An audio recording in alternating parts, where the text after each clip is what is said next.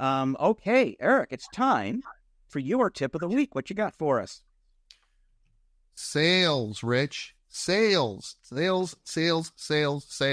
Hey, we are in the beginning of 2024. What is it that we are doing differently to grow sales as an MSP this year than what we have done in the past? We are coming into a tremendous era of opportunity. You just mentioned some statistics, Rich, that should excite MSPs. Hey, managed IT services, IT technology services, and cybersecurity. Holy cow. We've never seen so much opportunity in history because of the need that our clients have to strengthen and enhance their cybersecurity posture, to enlist the aid of MSPs, that is much more acceptable now, bringing in MSPs by businesses than ever before, especially from a co-managed IT perspective, thanks to, the last couple of years that we've had where we had to jump in and support organizations that just weren't ready to support hybrid workforces and work from anywhere and all that. So it's a huge opportunity. So what are we doing to take advantage of this? How are we going to grow revenue 20%, 30%? What are the strategies that we're going to bring to bear? The first thing that I would advise MSPs is to adopt services that are an obvious gap in your stack right now. Cybersecurity being number one. I'm looking at you, cybersecurity.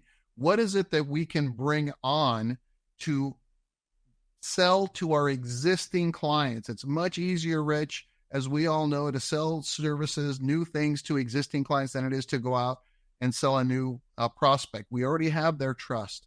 We just talked about vCISO services. If you're going to do that and prepare to deliver that service, Rich, that to me is the role that should be the most valuable role that you can deliver to a client. Meaning, think about what you charge your highest dragon slaying engineer rate. Virtual CISO is going to be higher than that. Okay. So there's opportunity there to be more strategic, but how do we map or how do we roadmap growth? So let's say that we want to grow revenues 20%. How much of that is going to come from existing clients expanding, and how much of it is going to come from net new?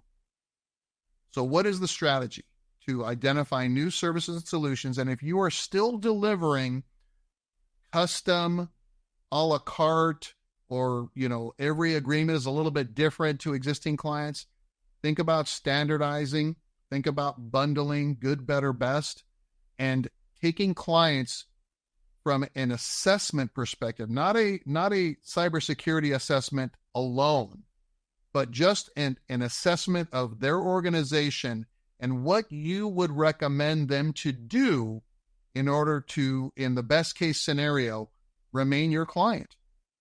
Think about the new clients that you're bringing on board and what you are asking them to subscribe to, and then assess all of your other existing clients to see if they are actually subscribed to those same services.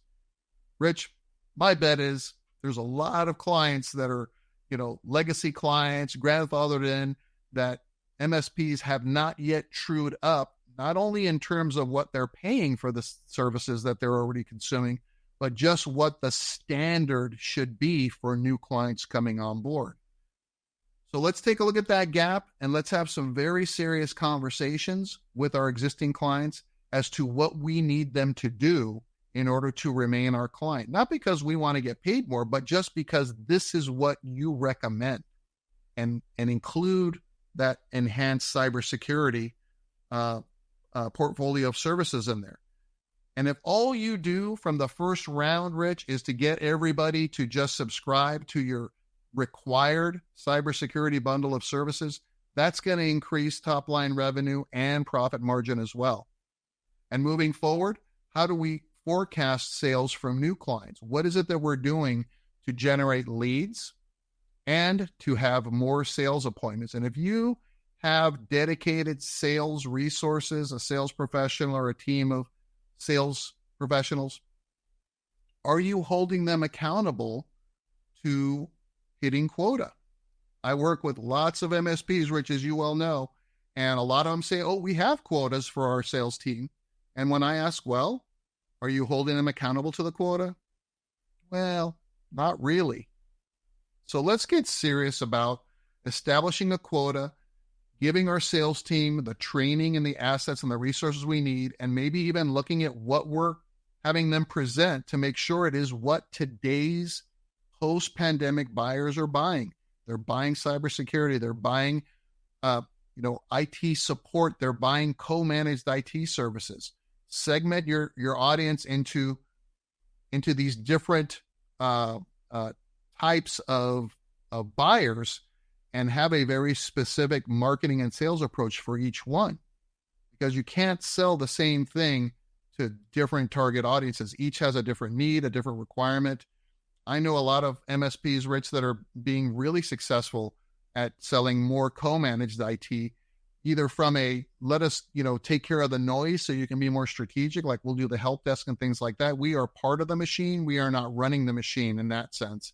Or have a very specific specialization like M365, Azure, cybersecurity, that they can now bring to bear for an existing IT organization that needs that kind of help as well. So sit down, take a look at what you need to achieve in terms of growth, and develop very specific approaches, starting with your existing clients first. Make any kind of, they'll let you make mistakes and figure out your pricing and all that, here before you go out to market to close that gap from your net new revenue forecasts. Go ahead, Rich.